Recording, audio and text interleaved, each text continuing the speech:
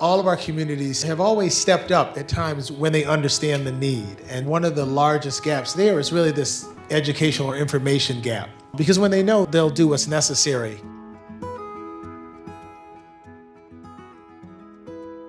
There is a significant amount of minorities within the organ registry that need organs, but not enough donors within the registry to fulfill the needs.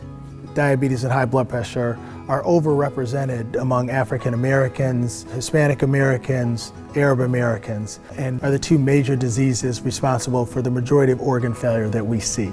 These things lead to end-stage liver disease or end-stage kidney disease. With organ transplant, we can stem the harm that is caused on the community. I'm a 3-time liver transplant recipient. I had my first transplant when I was 15.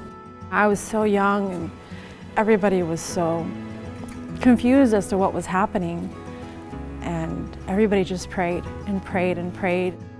When we look to increase the multicultural community's participation in organ donation, there are a number of myths that need to be addressed. There's the idea that if you're a registered organ donor, that if you come to the hospital critically ill, the doctors won't work as hard to save your life. Whereas that's not true. They swore an oath to protect you, and then eventually, if there's not much they can do, look into seeing if you can become a donor. There's the concern that if you're an organ donor that you may not be able to have an open casket funeral. There's a concern that being an organ donor may violate the tenets of your faith. And people have some concerns about who the organs frankly are going to.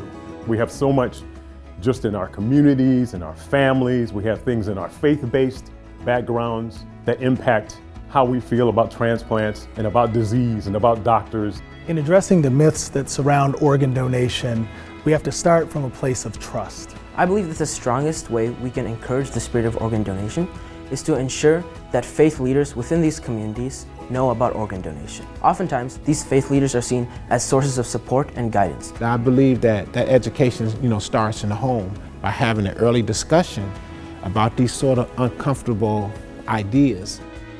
As a parent, you have to explain to your children about organ donation and to your community about organ donation. My son Emilio was able to change the lives of 6 individuals, which is a blessing because he checked the box at the age of 18 years old. Having the conversation is tough, but like everything else, you just have to get into it and do it. It's one of the few things in life where, with minimal effort, you can directly touch someone's life. It is possible to overcome so many obstacles, so many illnesses. So we just want to make sure we spread the message and get more people signed up. People always say, if I touch one person's life, I've done my job. We're going to try to touch thousands.